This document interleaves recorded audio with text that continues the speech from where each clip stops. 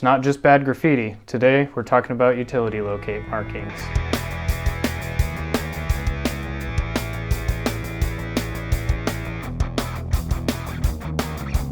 So today, I want to talk about why they even exist in the first place, what are they there for, and what do they even mean? So to explain how we came to this point, where we have all these crazy markings all over the ground, so I have to go back in time to the 1950s, 60s, and 70s, when utilities were transitioning from being installed above ground to underground. And during this transition, no one really considered what we were going to do in the future when we needed to start digging in the same locations. As we tried to install new roads, fix old roads, install new infrastructure, we started damaging a lot of these utilities that were underground that no one knew exactly where they were. So that's where the American Public Works Association comes in. So many utilities were getting damaged during these excavations that the American Public Works Association stepped in and developed the Uniform Color Code, which applies colors to all the different utility types and also symbols to go with those color codes to help identify what utilities are under the ground that any excavation needs to watch out for when they're digging. So how this works is there's a one-call system. The one-call system is a number you can call and order a utility locate through whoever the local service provider is, and they will provide markings for every utility that's within that zone that they have on record. After about 48 hours, the utility locate will be completed. There's a myriad of different ways they can mark these utilities out. The most common way is with spray paint. The second most common way is with sprinkler type flags, and the guidelines also state other ways such as staking or flagging with ribbon, which seems to be a little less common. The Uniform Color Code indicates the type of utility by color. In addition to the color code guidelines, there are also numbering, lettering, and symbol guidelines that help specify in more detail what those utilities are. So let's do a quick overview of what the different colors mean. The white markings indicate the proposed area of excavation.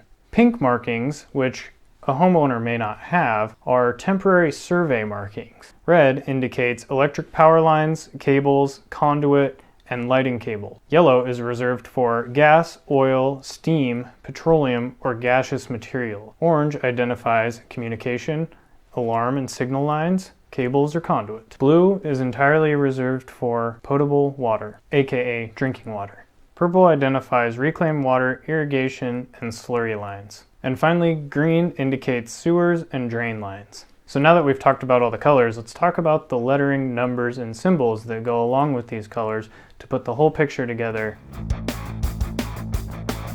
The first line type is just a standard line with arrows and initials that indicate the utility owner.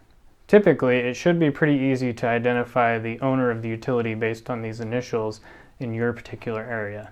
So a single line with an arrow typically represents one single instance of a line, meaning multiple cables twisted together to form a single line would be considered one cable. So sometimes you'll see multiple lines going parallel to each other, indicating there are multiple instances of whatever that utility is traveling together. But it's not always known exactly how many instances of utilities are within a certain area. So they have the corridor markings, which look like the letter H or I, with the initials of the utility in line with the H's or I's. The two parallel lines indicate the outer limits of the corridor, and the one perpendicular line indicates the width. Now, similar but different than the corridor marking is the oversized utility marking, which looks the same as the corridor marking, except it has a single line going through the middle of that one perpendicular line, indicating there's only one line passing through that is oversized, and the width of the actual facility is much larger than one single paint line can identify. Typically, the size of this facility is indicated if known. For example, a 42-inch water line would be marked as W or whatever the utility initials are, and the diameter of the pipe. Conduits are shown as a diamond shape with two parallel lines on either tip of the diamond. The utility owner is also indicated with their initials and any other details that need to be included.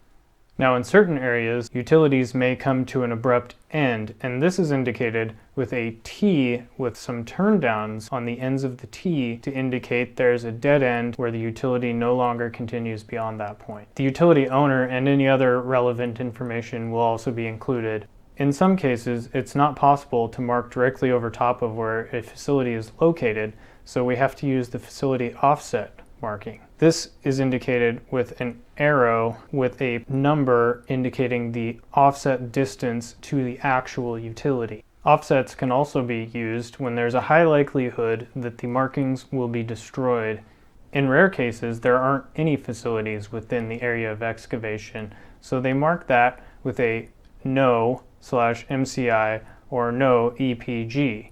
So we can put this together, and you can see in this example, it's a single line with an arrow, meaning there's one instance of whatever this utility is, which there are details included saying that it's an 8-inch high-pressure steel line. This line is most likely a gas line. And the last thing I want to touch on are tolerance zones. These are zones on either side of the line where there may be variance that the locator may have missed the exact location of the line, and you should be hand digging or digging in accordance with the guidelines within those tolerance zones, which may be different depending on what the utility is and who the owner is, but is typically an 18-inch tolerance zone. The number to call for utility locate is typically 811, but you can look it up for your state online. For homeowners, it's free, so there's no reason you shouldn't. And knowing you're not going to dig up your neighbor's power line is well worth the peace of mind. So I hope you learned something about these crazy markings that are everywhere on the ground. They're not just crappy engineering graffiti, they actually mean something, and next time you see something, you might be able to look at it and say,